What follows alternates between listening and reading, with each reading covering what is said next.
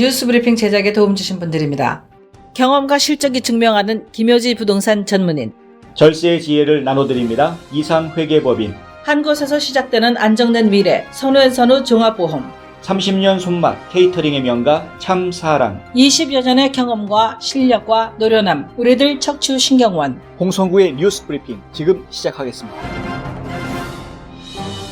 로컬 소식입니다. 미국 내 한인사회에서도 최근 코로나19에 대한 두려움이 커지는 가운데 애틀란타 총영사관이 어제 오전 둘루스 한국교육원에서 10개 한인단체를 초청해 지역사회 확산을 방지하기 위한 한인사회의 자구책을 나눴습니다. 이광석 부총영사는 간담회가 끝난 뒤에 기자들을 만나서 간담회 내용을 전했는데요. 한인단체들이 현 상황에서 어떤 협업을 할 수 있을지 논의했다면서 요식업과 식품점의 위생 강화 문제, 고객들의 위험이나 불안 요소를 해소할 방안, 위생 관련 물품을 효과적으로 구매하기 위한 방안 및 이를 위한 정보 교환이 이뤄졌다고 설명했습니다. 또한 동포사회 내에서의 방역활동도 논의됐고 한국 내에서 이루어지고 있는 노력들을 동포사회에서 지원할 수 있는 구체적인 방안이 무엇인지, 어떤 창구를 통해서 지원하는 것이 바람직할 것인지에 대한 부분도 설명됐습니다. 김명준 총영사는 코로나19가 확산되어가는 현 상황에서 한인들이 개인 위생수칙이라든지 사회적 거리를 통해서 피해를 최소화할 수 있는 노력을 당부했고, 단체 행사를 가급적 최소화하고 특히 실내 행사는 감염 위험을 최소화하기 위한 방안을 고민해달라고도 했습니다. 브라이언 캠프 주지사는 11일 주의회 상하원의 수장인 제프 던컨 부지사와 데이빗 랄스턴 하원 의장에게 서한을 보내 코로나19 확산을 막기 위해 2020년 예산에서 세입 부족 예비비 1억 달러를 주지사 비상기금으로 전용할 수 있게 해달라고 요청했습니다. 캠프 주지사는 또한 같은 내용의 서한을 상하원 세출위원장에게도 보냈는데요. 주지사는 서한에서 조지아주가 신속하고 철저하게 대응할 수 있는 자원을 확보한다는 것은 우리 주민의 안전과 보건망을 건강하게 유지하고 주 경제에 미칠 영향을 완화하는 데 중요하다고 했습니다. 또 조지사는 코로나 바이러스의 확산이 예상치 못한 위협이고 시민들의 안전과 안녕을 지키는 것이 1차적인 책임인 만큼 조지아가 주민 건강을 지킬 준비가 되어 있다는 것을 확실히 하기 위해 자금의 전용이 필요하다고 강조했습니다. 조지아주는 경기 침체 여파로 지난 10여 년간 세입 부족분을 위한 예비비를 비축해 왔는데요. 현재 28억 달러가 모여 있습니다. 오늘 새벽 4시 현재 미국 내 코로나19 환자는 총 46개 주에 1329명으로 전날보다 275명이 더 늘어났습니다. 사망자도 총 38명으로 늘었습니다. 어제 하루 동안 7개 주에서 첫 환자가 나와 이제는 전국에 코로나 바이러스가 퍼져 있다 해도 과언이 아니게 됐습니다. 환자가 없는 코로나19 청정 지역은 아이다호, 알래스카, 알라바마, 메인, 웨스트 버지니아 등 5개 주뿐입니다. 비상사태를 선포한 주도 7개가 늘어나 총 26곳으로 증가했습니다. 한편 동남부 지역에서는 조지아주가 어제 9명의 환자를 더해 총 31명으로 늘어나면서 가장 많은 주가 됐고, 플로리다주가 30명, 사우스캐롤라이나 10명, 노스캐롤라이나와 테네시가 각각 9명인 것으로 집계됐습니다. 조지아주가 심상치 않은데요. 지금까지 보고된 환자들 중 절반가량이 감염 경로가 파악되지 않았기 때문입니다. 그와 동시에 환자들이 발견되는 지역도 점차 넓게 퍼져나가고 있어 지역사회 확산이 우려되는 시점입니다.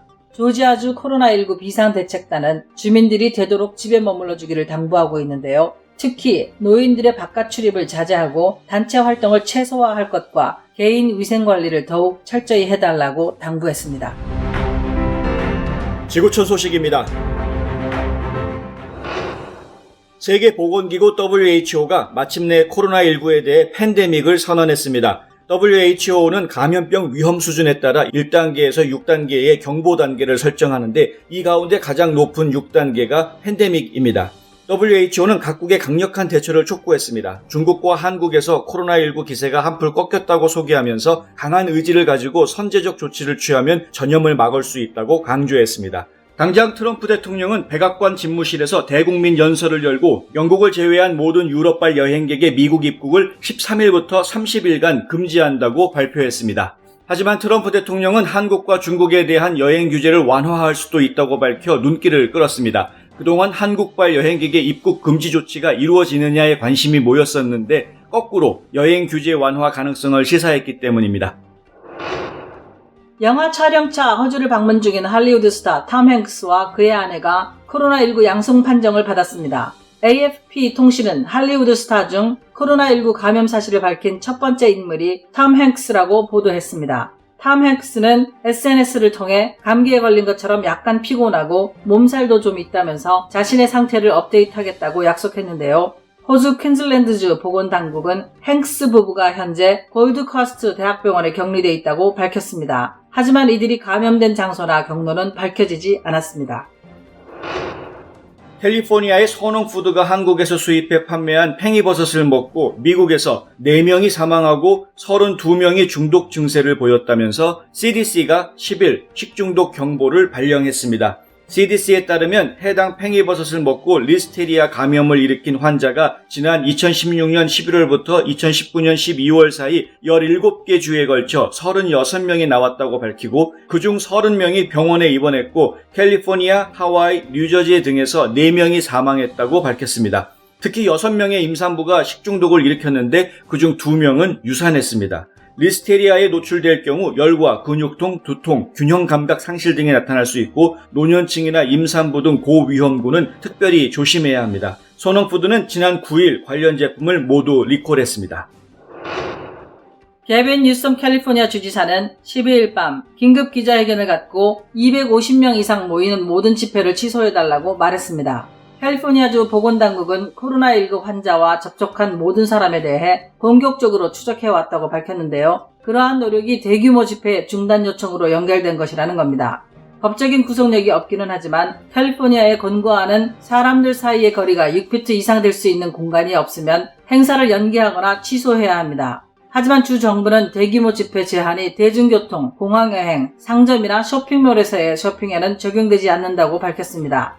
이 같은 조치는 각종 스포츠 경기, 문화예술 공연, 교회 등 사람들의 생활 전반에 영향을 끼칠 것으로 보입니다. 같은 날 미국 프로 NBA는 코로나19 양성 판정을 받은 선수가 나와 12일 이후 모든 리그 일정을 중단한다고 발표했습니다. 프로야구 메이저리그도 27일로 예정된 정기리그 개막을 연기해야 한다는 목소리가 커지고 있는데요. 메이저리그 사무국은 오늘 30개 구단과 컨퍼런스 콜을 개최하고 코로나19 관련 대책을 논의할 예정입니다. 한국 소식입니다.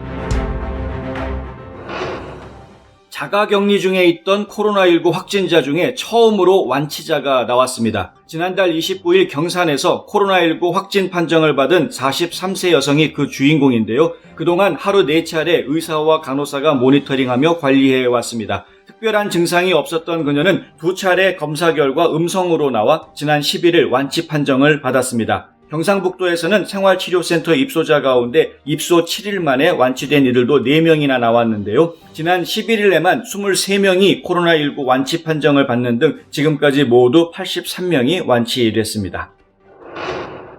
수원지검 성남지청은 자신이 설립한 A장학회 돈 8억 8,800만 원을 차명 계좌로 빼돌려 지인에게 빌려주는 등 사적으로 사용한 혐의로 김만복 전 국가정보원장을 불구속 기소했다고 12일 밝혔습니다. 김 전 원장은 A장학회 사업 실적 및 결산서를 성남교육지원청에 거짓 보고하고 허위 차용증 등을 제출해 교육청의 감독 업무를 방해한 혐의도 받고 있습니다.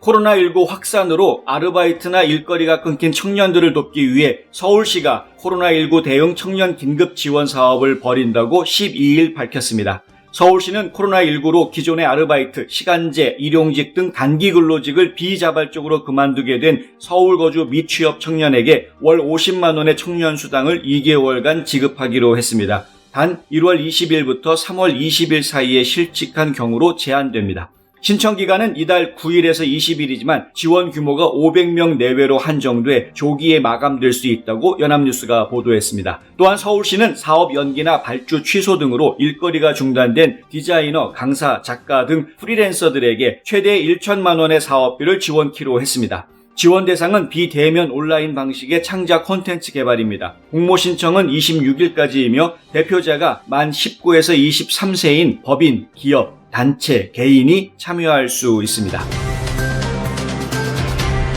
2020년 3월 12일 홍성구의 뉴스 브리핑은 여기까지입니다. 시청해주셔서 감사합니다.